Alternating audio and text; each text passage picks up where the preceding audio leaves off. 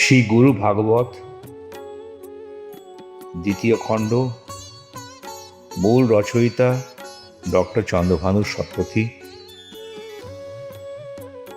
পর্ব 207। এই পর্বে আমরা আলোচনা করব শক্তিপাত পরিভাষা।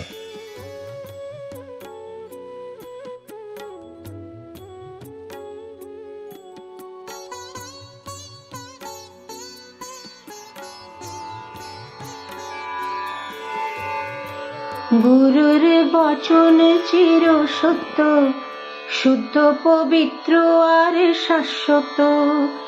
দৈবী শক্তি গুরু আজ্ঞাতে কাজ করে সারমীয় মতে। যবে গুরু হন কৃপাবন্ত, শিষ্যকে করেন শক্তিমন্ত। শিষ্য অলৌকিক শক্তি ধরে নানা অসাধ্য সাধন করে। শ্রী গুরুর উচ্চারণ শাশ্বত সত্য প্রকাশ করে, যা বিশুদ্ধ, পবিত্র এবং স্থায়ী। সমস্ত সিদ্ধি বা শক্তি শ্রী গুরুর আদেশ পালন করে, ঠিক যেমন একটি কুকুর তার প্রভুকে অনুসরণ করে। যখন শ্রী গুরু দয়ালু হন, তখন ভক্ত তার কাছ থেকে শক্তি লাভ করেন। এই ধরনের শক্তির অলৌকিক ফলাফল অনেক মানুষকে অবাক করে।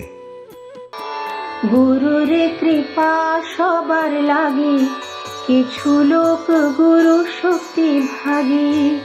গুরুর সাথে নিকট হলে শ্রী গুরু শক্তি সহজে মেলে। গুরুর কৃপা সবে পেয়ে থাকে, গুরু শক্তি পায় অল্প লোকে। যদি ভক্ত হয় সমর্পিত, তারা গুরু শক্তি হয়ে প্রাপ্ত।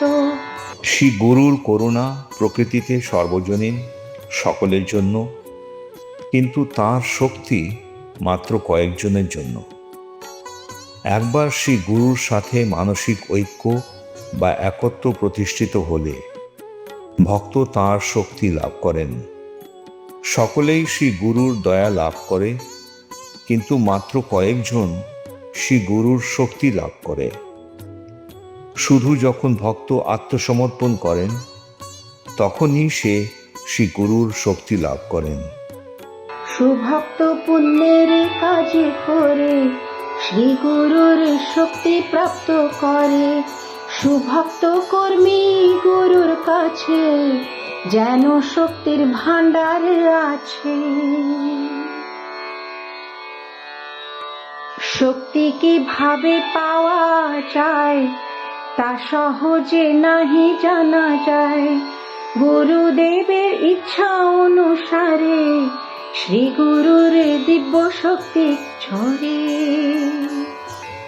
একজন মহৎ ভক্ত ধর্মকর্ম করেন এবং শ্রী গুরুর শক্তি লাভ করেন। শ্রী গুরুর একজন নিবেদিত প্রাণ কর্মী ঠিক এই ধরনের শক্তির ভাণ্ডারের মতো। ভক্ত শ্রী গুরুর কাছ থেকে ঠিক কী ধরনের শক্তি পাবে তা জানা সহজ নয়। শ্রী গুরুর ঐশ্বরিক শক্তি ভক্তের কাছে শ্রী গুরুর নিজের ইচ্ছা অনুসারে প্রবাহিত হয়। ভক্ত প্রথম স্থিতির মাঝে শক্তির উৎস নাহি বোঝে। বিকাশ ঘটলে চেতনা জানে যে উৎস গুরুবর। ভক্ত সহায়তা করে থাকে, গুরু শক্তি পিছনে থাকে। শ্রী গুরুদেবের শক্তি ধরি সে মহৎ কর্ম জয় করি। প্রাথমিকভাবে ভক্ত এই শক্তির উৎস সম্পর্কে জানতে সক্ষম হয় না। শুধু যখন তার চেতনা বিকশিত হয় তখনই সে বুঝতে পারে যে শ্রী গুরু হলেন এই শক্তির উৎস। শ্রী গুরুর এই দিব্য শক্তি নিয়ে ভক্ত যখন কাউকে সাহায্য করে, সেই মুহূর্তে শ্রী গুরুর শক্তি তাকে পিছন থেকে সাহায্য করে।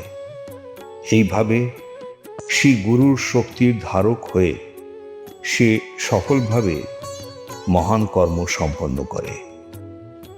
শ্রী গুরুর চরণে আমাদের সবাইকার সাষ্টাঙ্গ প্রণাম।